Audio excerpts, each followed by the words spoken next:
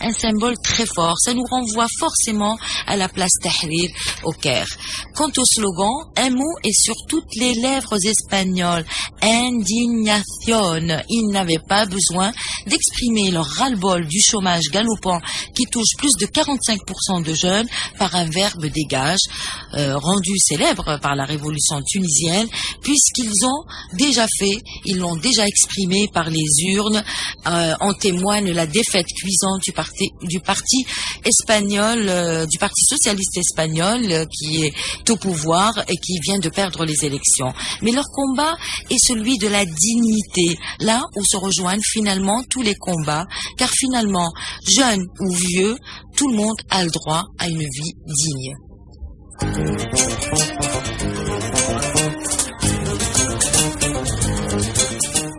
Grain de sel avec Algérie Télécom. Algérie Télécom, le bon choix.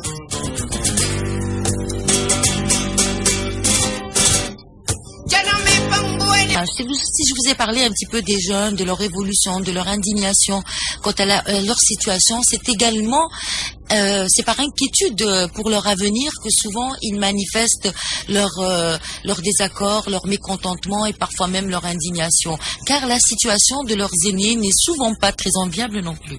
Nous connaissons la situation des retraités, souvent les travailleurs, ils sortent avec des retraites qui sont pas du tout correctes et qui ne leur permettent pas de vivre dans la dignité. Voilà, c'est le mot. Tout le monde a le droit de vivre dans la dignité. Qu'est-ce que la dignité? Sinon le respect de la condition humaine, le respect des droits des êtres humains. Nous allons aujourd'hui parler peut-être d'un sujet qui peut être tabou, puisque la vieillesse dans certaines sociétés est tabou, qu'il est souvent très angoissant de penser à son futur, bien que aujourd'hui il y a des efforts qui sont faits pour assurer la dignité des personnes du troisième âge. Avons-nous peur de la vieillesse? Avez-vous peur de vieillir?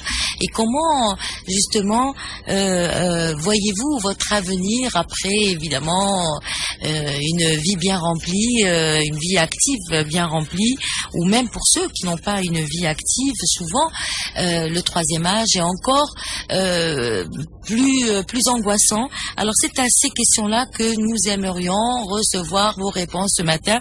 Nous sommes accompagnés dans cette émission avec Souad Chérif, qui est vice-présidente de l'association nationale, présidente, on va dire vice-présidente, présidente de l'association nationale SOS, donc troisième âge, et nous aurons également Nasser Amerrah tout à l'heure, qui est sociologue et qui travaille énormément en tout cas avec cette association. Alors bonjour. Bonjour madame, merci pour votre invitation. Alors vous êtes présidente de l'association nationale troisième âge. J'ai eu le plaisir de vous recevoir notamment après la loi qui a été votée donc à l'Assemblée nationale pour la protection des personnes âgées dans notre pays.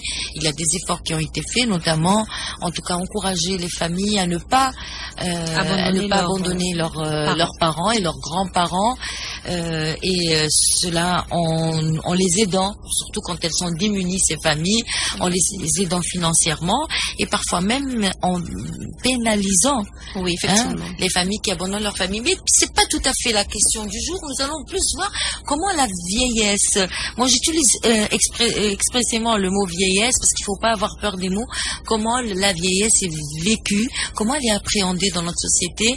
Est-ce que nous avons peur de vieillir? Il y a différentes façons d'avoir peur de vieillir. On a peur de la déchéance physique, on a peur des lendemains incertains sur le plan financier. Il y a différentes. Comment vous, qui côtoyez les personnes âgées dans votre association, comment vous définissez la vieillesse? Nous, en tant qu'association, en réalité, on ne va pas parler de la personne âgée qui a peur de vieillir, parce qu'en fin de compte, c'est vrai, tous nous avons peur de vieillir, parce que quand on voit nos aînés, nos parents, ou ces personnes âgées qui sont déjà abandonnées dans les foyers, ça fait vraiment mal. Parce que disons que quand vous faites des recherches et vous essayez de savoir pourquoi ils sont arrivés à ce stade-là, vous allez remarquer que c'est des gens qui ont donné, qui ont tout fait ils ont fait beaucoup pour leurs enfants ou pour la société, et puis en fin de compte, à leur vieillesse, ils se retrouvent néants. C'est-à-dire qu'ils se retrouvent abandonnés, et Dieu merci qu'il y a l'État qui les a pris en charge, mais ce n'est pas assez. Vous voulez dire que nous sommes un petit peu en train de rejoindre les sociétés occidentales qui sont plus individualistes, où peut-être aussi l'éducation n'est pas la même. Chez nous, par exemple, dans notre éducation, on fait des enfants pour les trouver plus tard, pour nos vieux jours, etc. et tout, alors que l'éducation occidentale, non, à partir de 18 ans déjà, voilà, on fait des enfants pour en faire des élites, des cadres, mais pour qu'ils vivent leur vie plus tard sans se soucier de leurs aînés. Mais là, malheureusement, l'internet et la télévision, elles jouent un grand rôle aussi, parce que c'est vrai que maintenant la famille algérienne, c'est une famille nucléaire. Donc vous savez, ce n'est plus la famille des anciens, c'est-à-dire où il y a la grand-mère, le grand-père, patriarcat, c'est-à-dire où il y a tout le monde. Et là, même si on est dans un petit foyer, mais vous trouverez toujours la personne âgée bien prise en charge, choyée et tout ça. Malheureusement, actuellement, c'est vrai que ce n'est pas facile. La prise en charge, elle est difficile, surtout sur le plan social, économique et même médical. Ce n'est pas évident. Parce que là, quand vous avez une personne âgée qui est grabataire et qui a plusieurs maladies en même temps et qui n'a aucun revenu, là, c'est vrai que pour la famille, ça devient un fardeau pratiquement. Je ne dirais pas un fardeau parce que nous sommes humains, autant qu'Algériens et musulmans, mais n'empêche que la famille sente comme quoi c'est un poids. Pour la prendre en charge, c'est difficile. Surtout si l'épouse, elle travaille, l'homme travaille, donc qui c'est qui va la prendre en charge en fait? Alors nous allons justement écouter un micro-trottoir, c'est au micro de le Fougoum, la vieillesse, comment elle est perçue dans notre société, avons-nous peur de vieillir, avons-nous peur de la vieillesse, et surtout comment vit-on, quand on est justement bien installé dans le troisième âge, comment vit-on cette phase de sa vie? On écoute. Est-ce que la vieillesse vous fait peur? Non, pas du tout. Je vis du jour au jour. Pourtant, je suis malade, mais je prends les choses du bon côté. Est-ce qu'on profite de votre expérience? Les enfants, c'est tous des intellectuels. Et vos petits-enfants? Je leur parle, je leur lis des histoires parce qu'ils sont très jeunes. Je leur parle de la vie d'avant. Je leur donne une bonne éducation. Ne pas toucher les fleurs, ne pas salir, ne pas jeter les papiers dans les rues. Respecter les gens. Et vous, même en tant que senior, quel conseil donneriez-vous à la nouvelle génération? D'arranger leur pays, d'en profiter, d'être démocrate plutôt. كاين حوايج كيما غادي يتخلاو عليه لا ربما يكون ما عندوش خدمه على سيرونس يكون ما عندوش سكن. Qu'est-ce qu'il faudrait faire pour vivre une vieillesse paisible? La famille. Si le jour viendra, il viendra comme tous les jours. Comment vous vivez votre vieillesse? Difficilement, mais... Comment ça, difficilement? Difficilement, c'est question de sous. Et côté familial, comment ça se passe? Alhamdulillah. Je suis réuni avec mes enfants, il ne me manque rien. Est-ce que vous avez peur de votre vieillesse? La 30 ans, c'est bien, on a passé avec mes enfants, ça va, là, je pour la jeunesse que... Il n'y a pas de raison d'avoir peur. On doit assumer quand même son âge. Pourquoi avoir peur de sa vieillesse? Par rapport à la maladie, par rapport à l'environnement, par rapport peut-être à leur famille. Peut-être qu'ils sont mariés, je dirais, à un âge assez avancé, donc et ils appréhendent l'avenir pour leur petite famille. Peut-être la santé aussi, l'environnement sanitaire, qui n'est pas actuellement des plus sécurisants. Que faudrait-il faire pour vivre une vieillesse paisible? C'est de faire une carrière professionnelle confortable, sans trop d'à-coups. Et puis, ma foi, s'être peut-être marié à un âge, je dirais, correct. Par correct, il faut entendre la trentaine. Et avoir donc des enfants qui grandiront avec la personne, le chef de famille en l'occurrence. Est-ce que votre famille profite de votre expérience?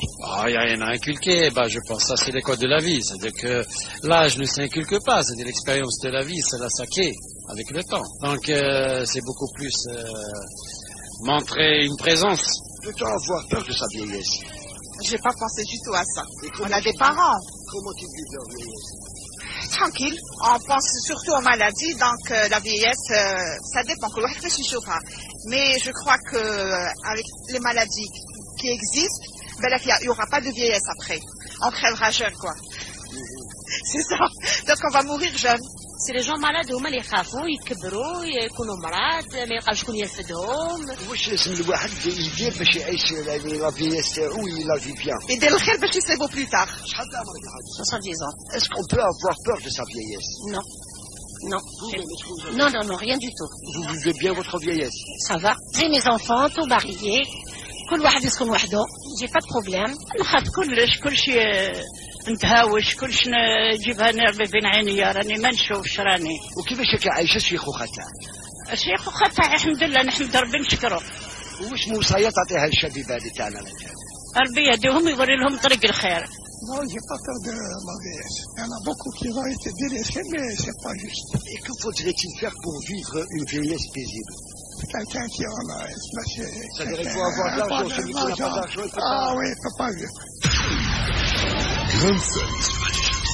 Personne rencontrée dans la rue. Nous sommes avec Nassera Merreh, qui est sociologue, qui est au téléphone.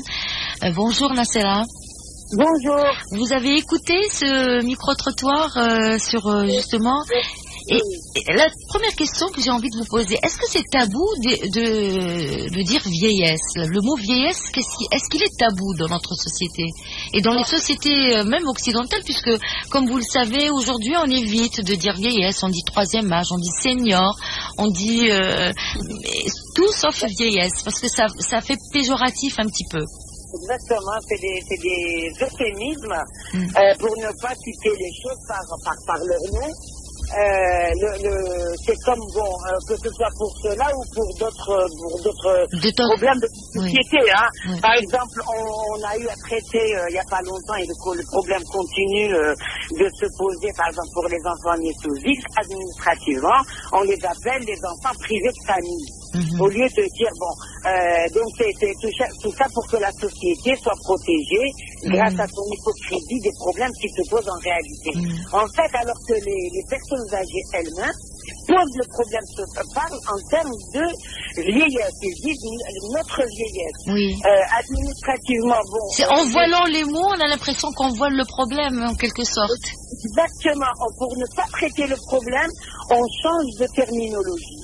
Mais en fait, la vieillesse, c'est pour ne pas dire que la personne arrive au terme de sa vie et qu'elle doit être accompagnée, qu'elle doit être prise en charge dans sa dignité. Elle a donné toute une vie à travailler, à faire tout ce qu'elle a fait. Bon ou mauvais, peu importe, on n'est pas là en train de juger les gens.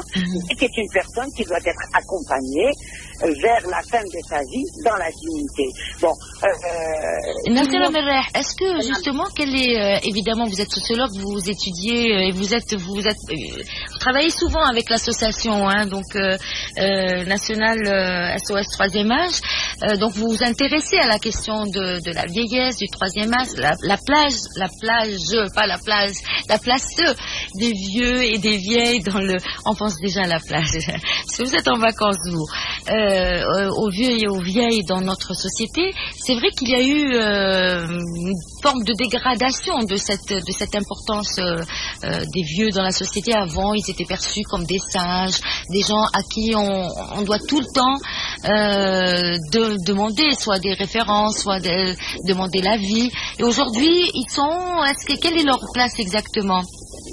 C'est-à-dire que ce qu'il faudrait qu'on remette en place dans l'esprit de tout le monde, c'est qu'avant, les vieux, bon, pour appeler les choses par leur nom, hein, les vieux ne semblaient pas être rejetés parce que la société était constituée autrement. Lorsque vous avez une vie à la campagne, la personne qui est âgée, elle se met, pour ne citer que l'exemple du Nord, elle est sous un figuier ou sous un olivier et la personne est entourée de tous les enfants du village qui ne vont pas encore à l'école parce qu'il n'y a pas la crèche, donc la personne est entourée, elle raconte